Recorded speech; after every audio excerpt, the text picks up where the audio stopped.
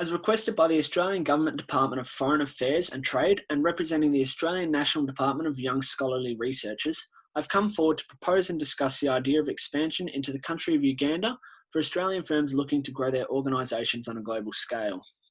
In doing so, I'll critically analyse the various levels of economic and human development within this East Central African country and provide benefits and costs of expansion into Uganda. Finally, throughout my presentation, I'll identify and explain using both classical and modern trade theories, the various industries in which Australian firms can expand into and build upon in Uganda in order to assist the country's economic and human development. Uganda is a non-coastal country located in East Central Africa, surrounded by South Sudan to the north, Kenya to the east, Rwanda and Tanzania to the south, and the Democratic Republic of the Congo to the west. The country's population is approximately 44.27 million as of 2019 and continues to grow at a rate of 3.26% annually. Uganda's vast countryside consists of various landscapes ranging from grassy tropical plains to volcanoes and swamps, and also holds within it the world's largest river, the source of the Nile. The country's economy demonstrates a mixed image of recent development as well as continuing problems with costs and debt as a result of past conflict and mismanagement by previous leaders. Living conditions and quality of human life in Uganda tend to be more negative on the scale, as the country currently sits at a value of 0.528 on the Human Development Index as of 2018, therefore putting Uganda quite low on the HDI, ranking it at 159 out of 198 countries. This level of human development is further demonstrated by the underdeveloped infrastructure and poor housing within the country. Uganda's consistent problems with contaminated water and insufficient sanitation also continue to be a major contributing factor to the development of the country's low level of human development. In a country where education is a privilege, sexually transmitted diseases, specifically HIV and AIDS, continue to claim the lives of many Ugandan people and proves to be a major crisis within the country. In identifying the purpose of this presentation, my aim is to ultimately draw upon and analyse the current level of both economic and human development in Uganda.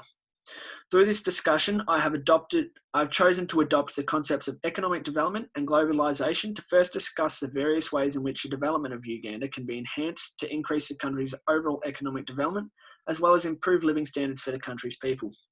Following on, in the second part of the presentation, I'll provide an insight into the specific industries that Uganda can specialise in when looking to trade with countries such as Australia. Through examining Uganda's exportation and trade of products such as coffee and tobacco, we are also able to adopt the classical trade theory comparative advantage, as well as a modern product life cycle theory to gauge an idea of how international trade with Uganda will ultimately assist Australia in our own economic development, as well as their own. When analysing the current level of economic growth in Uganda, we can draw upon the concept of gross national income per capita to evaluate the current rate at which the country is growing per year, therefore allowing us to identify what needs to be done to help the country increase its level of economic development overall. In evaluating the total annual income received by residents of Uganda, we are able to measure and monitor the country's level of wealth each year. To begin, we must first understand that Uganda is a country that solely relies on agriculture to keep it running. Research demonstrates that 70% of Uganda's income comes from the exportation of products such as coffee, followed by tea, tobacco, and fish. However, where inequalities exist throughout the world trading system, Uganda continuously struggles to ultimately trade its way out of poverty. Statistics for the country show that Uganda's gross national income for 2019 was $780, a further 4% increase from the previous year. Comparing these figures to a well-developed country like USA, where the gross national income was around $65,000 for the year, it is vital we understand the importance of expanding our country's trade into Uganda to provide much-needed assistance to increase the development of the country's dramatically low levels of economic development. Whilst Uganda's gross national income may not ultimately reflect the different classes of living within the population, or may not take into account the large amount of unrecorded transactions in the country, Australian firms will not only be able to increase overall business growth and contribute to Australia's gross national income, but will also be able to provide Uganda and countries alike with opportunities to advance on an economic level and therefore produce better living conditions for citizens. Moreover, when evaluating the actual level of human development within Uganda, we are able to draw upon the concepts of globalisation to understand where it currently sits in terms of their ability to improve the lives of its citizens. Through establishing this, we are then able to analyse the effect that globalization will have on the country of Uganda and identify ways in which the spread of products, technology, information, and jobs across international borders will help increase the country's overall level of human development.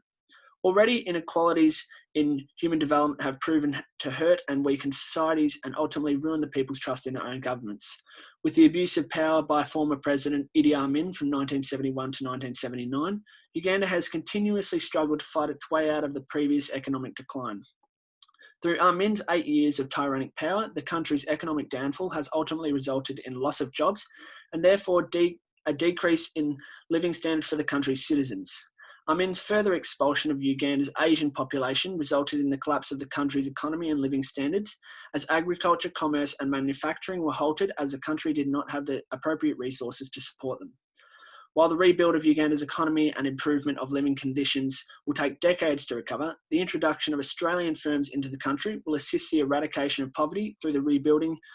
of Uganda's economy and will provide a stable base for the employment of citizens in various countries in industries that Uganda choose to specialise in when trading with other countries. To gauge an idea about what industries Uganda are able to specialise in to trade with other countries, we are able to adopt the classical trade theory of comparative advantage. This concept will be used to help evaluate what sort of products that are produced in Uganda would be used for other countries and what Uganda could use from those countries. When looking at industries of which Uganda relies on, coffee is one product that consistently stands out as a major contributor to the country's economy. Observed through the countryside in the highland area, Uganda boasts some of the richest soil from which Arabica is grown. Where the two main types of Robusta coffee, specifically Nganda and Erecta, contribute 60% to Uganda's annual export revenue, the coffee industry proves to be of vital importance to the country's growing economy. With Australia being one of the largest consumers of coffee in the world, coffee merchants around the country are now more than ever willing to pay more for quality products from various countries around the world. Australian firms such as Aroma and Ballaroma will benefit greatly from importing quality coffee products from Uganda and will be able to provide coffee distributors in Uganda with other popular coffee production methods that they may not have heard of yet. If our local Australian firms choose to import these unique products from Uganda, not only will they be benefiting from a coffee blend of which is extremely high in demand and renowned for its rich and flavours and tastes, but will also benefit from knowing that they are contributing to the regrowth of the Ugandan economy by providing the much needed support to the country to help rebuild and support its own citizens. When looking at other industries Uganda continues to specialise in and use in order to contribute to the growth of the country, both economically and in terms of human development, we can adopt Raymond Vernon's product lifecycle theory. Using this theory, we are able to identify how Uganda's rapidly growing tobacco industry could be of great value to countries and firms around the world who are looking to expand and make use of the country's new and improved high-quality products. Whilst the tobacco industry in Uganda may still be trying to find its feet, the country has over the recent years shown its strength in the industry, producing around 18,000 tonnes of some of the finest tobacco, contributing 4.2% annually to the country's economy. Whilst tobacco continues to remain a controversial health concern to the country, its production has opened up opportunities for close to 100,000 jobs for Ugandans and continues to help the country out of poverty. With Uganda having some of the most ideal tobacco growing conditions, notably in the West Nile, the country has on offer some of the world's most unique products that cannot be replicated anywhere else. Taking pride in their tobacco curing methods, specifically air, flue, and dark fire curing methods, Uganda would provide countries such as Australia with the introduction of a new type of tobacco product. As a result of the high demand for cigarette products in Australia, firms such as Winfield and Dunhill Peter Jackson will be able to offer customers a high quality product that is new to the market. And as a result, we'll be able to use this popularity to expand their new product and brand name. Once a new product has gained popularity within the market, it will have then matured, resulting in firms that offer the product to remain attractive to customers, maintaining their high volume whilst also decreasing overall costs. It is by this stage that saturation would occur, as other firms would have started gaining their market share of the product, and the product has settled into the market. With the current COVID-19 crisis on the decline, the introduction of a new product into the worldwide market will also help Australia and other countries alike to rebuild their economies after the most recent drop and will provide Uganda with the necessary support to help them develop on an economic level overall.